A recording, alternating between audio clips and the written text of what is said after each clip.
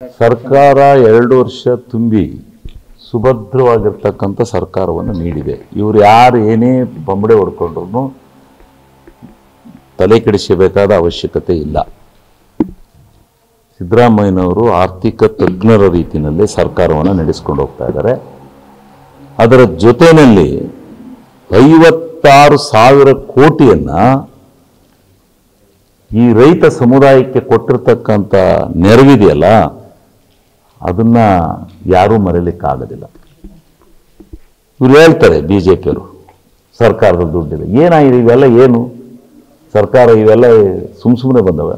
ಅರಸೀಕೆರೆಗೆ 2,000 ಕೋಟಿ ದುಡ್ಡಾಗಿದೆ. ಇನ್ನು ಸುಮ್ಮನೆ ಯಾವ್ದು ನಿಂತಿದೆ ಕೆಲಸ? ಇವರು ಯಾರಾದರೂ ಬಡ್ಕೋಬೋದು, ಆದರೆ ಒಳ್ಳೆ ಕೆಲಸ ಕಾರ್ಯಗಳನ್ನು ಸಿದ್ದರಾಮಯ್ಯನವ್ರ ಕಾಲದಲ್ಲಿ ಆಗಿದೆ. ಸಾಮಾಜಿಕ ನ್ಯಾಯ ಸಿಕ್ಕಿದೆ. ಸಾಮಾಜಿಕ ನ್ಯಾಯವನ್ನು ಕೊಟ್ಟು ಪ್ರತಿಯೊಬ್ಬ ಮನೆಯ ಬಾಗಿಲಿಗೆ ತಿಂಗಳಿಗೆ 5,000 ರೂಪಾಯಿ ಹಣವನ್ನು ದೊರಕಿಸಿಕೊಡ್ತಕ್ಕಂಥ ಕೆಲಸವನ್ನು ಮಾಡಿದ್ದಾರೆ. ಸ್ತ್ರೀಯರಿಗೆ ಹೆಚ್ಚಿನ ಪ್ರಾಧಾನ್ಯತೆಯನ್ನು ಕೊಟ್ಟಿದ್ದಾರೆ. ಸಾಮಾಜಿಕ ನ್ಯಾಯ. ಕಂಗ್ರ್ಯಾಚುಲೇಷನ್ಸ್. ಯಾರು ಹುಡುಗ? ಮದುವೆ ಅಲ್ಲ, ಬಿಸ್ನೆಸ್ ಸ್ಟಾರ್ಟ್ ಮಾಡ್ತಾ ಇದ್ದೀನಿ. ಹೌದಾ? ಹೇಗೆ?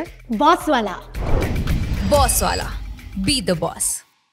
ಅಧಿಕಾರ ಅಂತೇಳಿ ಸಿದ್ದರಾಮಯ್ಯನ ಬಣಿಸ್ಬೋದು. ಇವರು ಯಾರು ಏನೇ ಬಂಬಡೆ ಹೊಡ್ಕೊಳ್ಳಿ ಅದು ಸಾಧ್ಯ ಆಗಲ್ಲ. ಉತ್ತಮವಾದಂಥ ಕೆಲಸ ಕಾರ್ಯಗಳು ಆಗಿದೆ.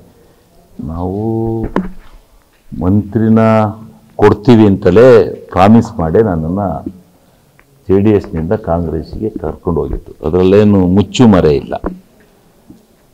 ಸಿದ್ದರಾಮಯ್ಯನವರು ಹೇಳಿದರು ನಾನು ಕೊಡ್ತೀನಿ ಅಂತ. ಈಗಲೂ 2.5 ವರ್ಷಕ್ಕೆ ನಾನು ಕೊಡ್ತೀನಪ್ಪ ಅಂತ ನಿಮ್ಮ ಎದುರಿಗೇನೆ ಎಲ್ಲ ಕಡೆ ಹೇಳಿದ್ದಾರೆ. ಎಲ್ಲ ಪಬ್ಲಿಕ್ ಸ್ಪೀಚ್ನಲ್ಲೂ ಹೇಳಿದ್ದಾರೆ. ಇನ್ನು ಅದಕ್ಕೆ ಸಮಯ ಇನ್ನೂ ರೀಶಫಲ್ ಆಗಿಲ್ಲ. ಅದಾಗ ಕೊಡ್ತಾರೆ ಅನ್ನೋ ಭಾವನೆ ನಮಗೂ ಇದೆ, ಜನಕ್ಕೂ ಇದೆ, ಅವ್ರಿಗೂ ಇದೆ. ಹಾಸನ ಜಿಲ್ಲೆಗೆ ಗೆದ್ದಿರ್ತಕ್ಕಂಥವನು ಒಬ್ಬ MLA.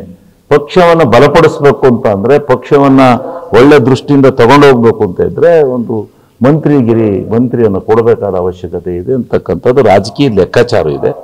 ಅದರಿಂದ ಕೊಡ್ತಾರೆ ಅಂತೇಳಿ ಭಾವಿಸ್ಕೊಂಡಿದ್ದೇವೆ. ಅದು ಹೈಕಮಾಂಡ್ ಯಾವಾಗ ರೀಶಫಲ್ ಕೊಡುತ್ತೆ ಆವಾಗ ಕೊಡ್ಬೋದು ಅಂತಕ್ಕಂಥದ್ದು ನನ್ನ ಅನಿಸಿಕೆ.